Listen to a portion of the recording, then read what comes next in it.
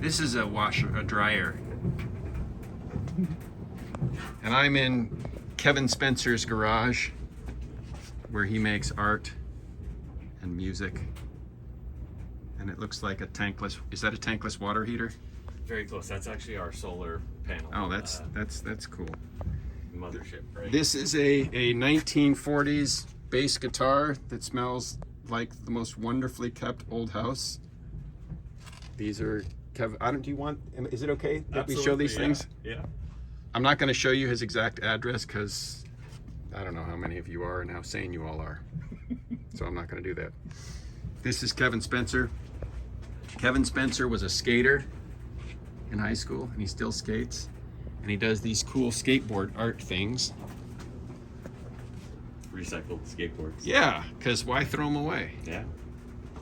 And that's, I don't know if they're still $99. Yeah. But they were at one point. Yeah. Show me this old guitar. This guitar was made in 1910. Before World War I, 7 years after the Wright brothers. And it's hard to grasp it. It looks like just a normal guitar, but it smells like another old house. And it sounds like something Robert Johnson would play. Yeah, it's mahogany back and sides. Yeah. What's the company again? Lion and Healy, and it was made in Chicago. Yeah. They still make guitars and instruments today. What does this guitar go for today if you bought a new one? I think it's around $4,000 or $5,000. That's not what this one is. This is something else. This is something out of history. Yes. This is I don't go antiquing. I don't care for antiquing, and I like this angle, so I'm just going to shoot it. This feels like an appropriate intro for this guitar. Today's video isn't about any of that. Today's video, I want to show you the food places that I like to eat. Kevin lives in around Oceanside, Carlsbad area, and we're going to go get the best nachos I've had. Well, I don't know what he's going to order. I'm going to order the nachos from the best nacho place in the United States that I've had. Not the best nachos anywhere. Those were in Cabo. Ooh. But these ones are the best in the US. So Kevin painted this. This is my favorite space in art right now is abstract expressionism, because it's like pure, unconsidered emotion. And you can put form on it, and I did. I was like, this is the ocean in a foggy day, and Kevin's a surfer too, among his other explorations.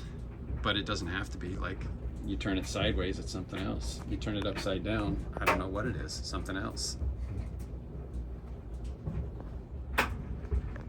Sorry if that made you nauseous. Sorry, not sorry.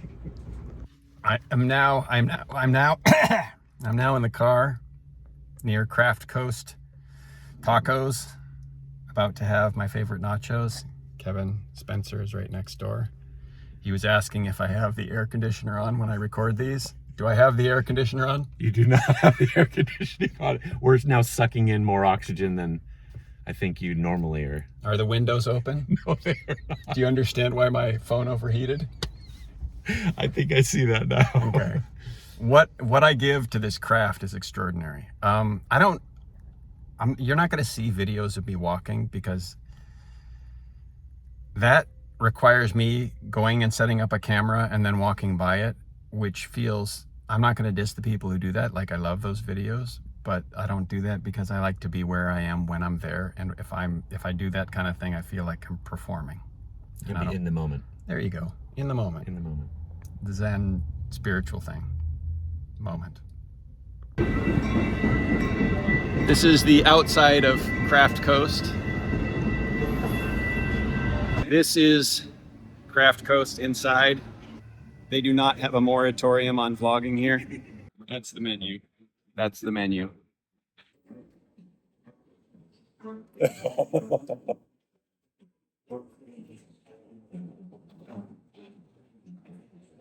I don't like this fork.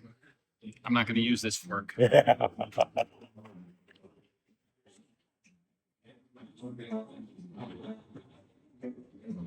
For me, the glory of these nachos cannot be overstated. The sun is at a weird angle, so I am now at a weird angle. I am at my favorite dessert place on the planet. It's a milkshake place. It's called The Straw. I discovered The Straw when I was coming to see an actor, Jessica Rollison, in a play in a black box theater right next to The Straw. There was a few minutes before the show, an hour, and I just decided to try The Straw, and I discovered my favorite milkshake ever. So I'm gonna go in now and have one.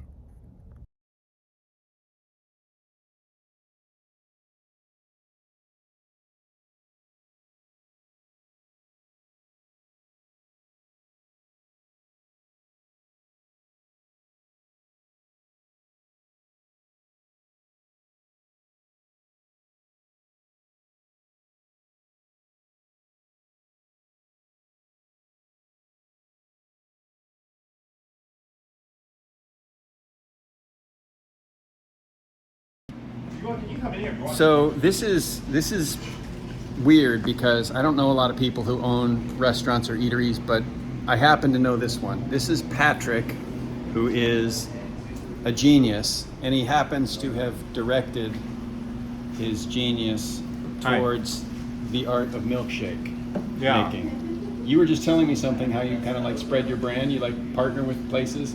Yeah, I like to contact, like people young entrepreneurs that really want to get a name for themselves, and what we do is we have space here for them to host their own events, and we really want to help others assist their product.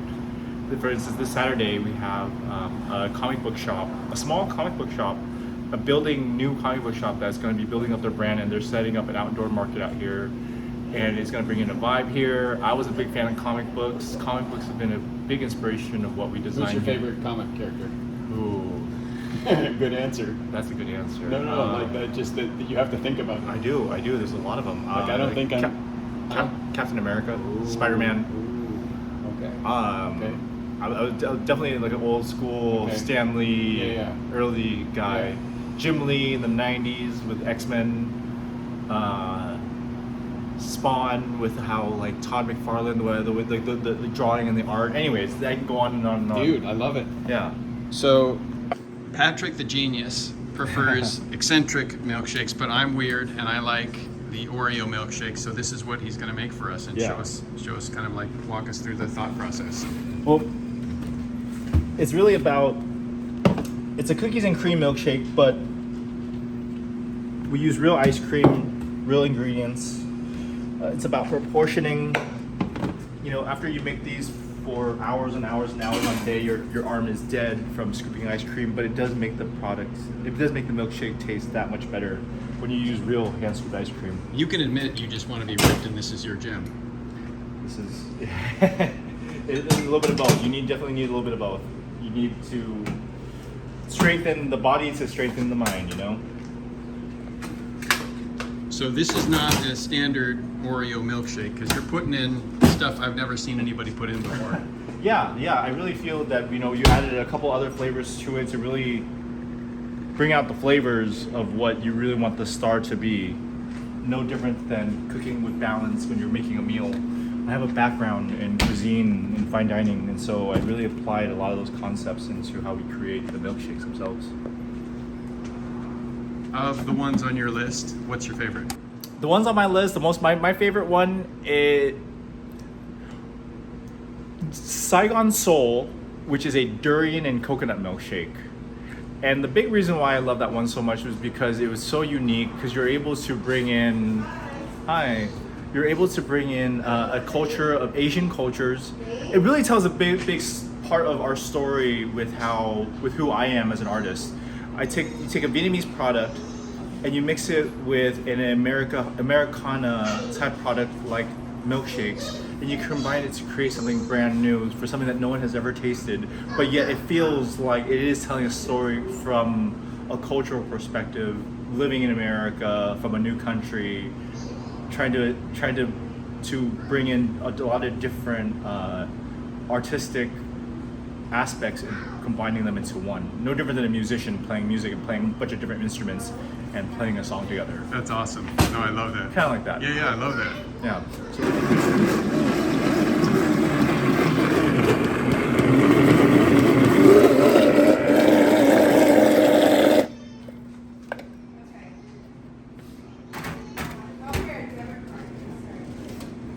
And I'm spraying a little bit of blue vanilla in here. And the reason why I do this is because I used to be a bartender, and so I used to take vermouth and I used to spray them into my martinis. And I don't want to necessarily make the whole milkshake blue. I really just want to just keep it as natural as possible, but yet still having the fun of adding an artistic touch to it by giving it blue vanilla on the inside. I don't know how many of these the streets that I've had, and I've never known what the blue thing is, but I knew it was specific. It was everything here delicious. is very, very specific. Nothing here is put on top for the sake of just looks. Everything has purpose on everything. But also looks. Also look, we try to make it aesthetic. We try not to make it overly, we try to make it look as classy as a cocktail. That was really the inspiration behind all of it. I find our conversations interesting because you're a blend of artist and entrepreneur. Yeah, that was a big struggle of mine growing up as a kid. You know, as growing up, you know, you really want to be an artist, but having Asian parents where they really encourage you to go to school to study to make a living, because that's why they came over here, right? For the opportunity to come here for their kids to get opportunities to build something upon themselves. I was really lucky that I was able to. I studied business, but I was deep down inside. I've always been an artist, so I was very, very blessed to being able to combine both worlds together, and I'm able to express myself in every way. And I have the luckiest job. I'm the luckiest business owner you could ask for.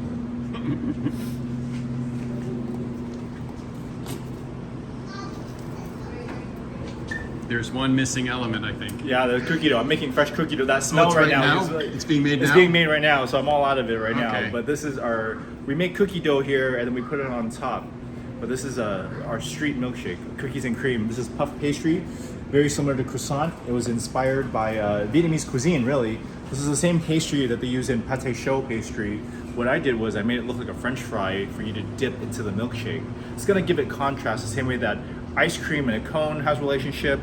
How when you have cheese, and oftentimes a piece of toast or bread complements with cheese.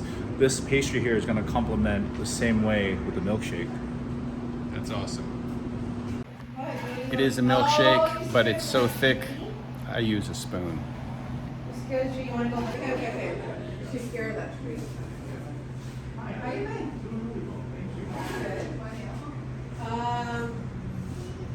About 15 years ago, when my wife and I first moved to Orange County, we went on something I called the Great Burrito Quest.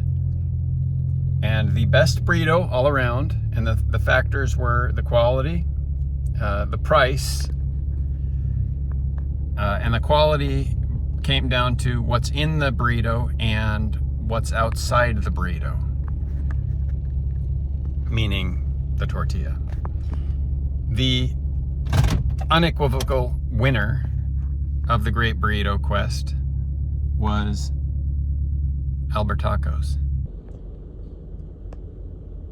Specifically their Mission Viejo branch. At the time, we didn't know there were other burritos, other Albertacos, but there are 3 that we know of. The Mission Viejo branch is probably the best, but also the most expensive. They have a branch in Orange that isn't as good. If that had been the one we tried, we wouldn't have chosen Albertacos. But I am now in the one, I want to say, I don't know where we are. Garden Grove, Cerritos, whatever town this is. And I'm going to get a California burrito. And I'm going to get my wife a carne asada burrito with rice, because that's how she likes it. These are the best burritos. Just so you have a comparison for what I meant by good and size and quality and price, this is one burrito.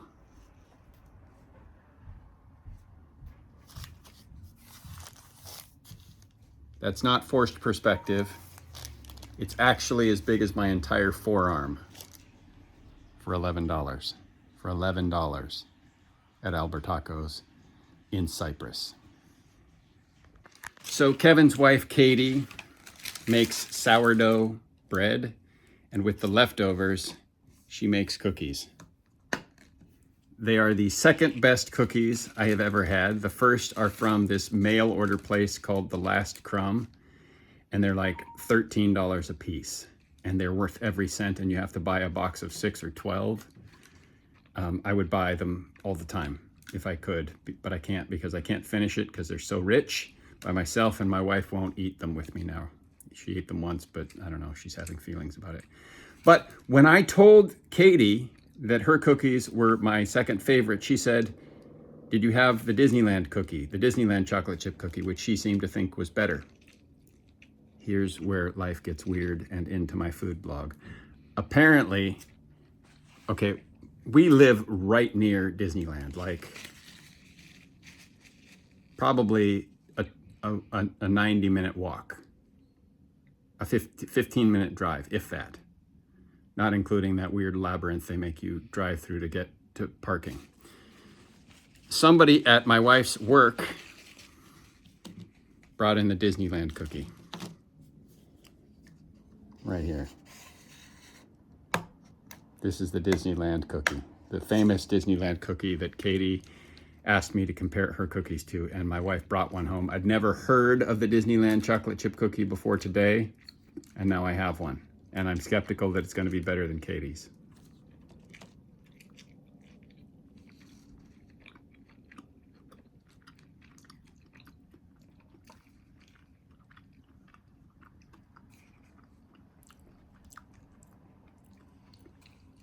It's got some flavor. Texture's not better. Texture's about the same, but the texture's really good, but it's the same as Katie's. Katie's flavor is way better. You can't buy Katie's. You have to know Kevin to get Katie's cookies. And even then, you might not, because lots of people know Kevin who don't get her cookies, and I got them. So Katie's cookies are number 3. Number 2, number 1 are The Last Crumb. Number 3 are Otis Spunkmeyer. That is all.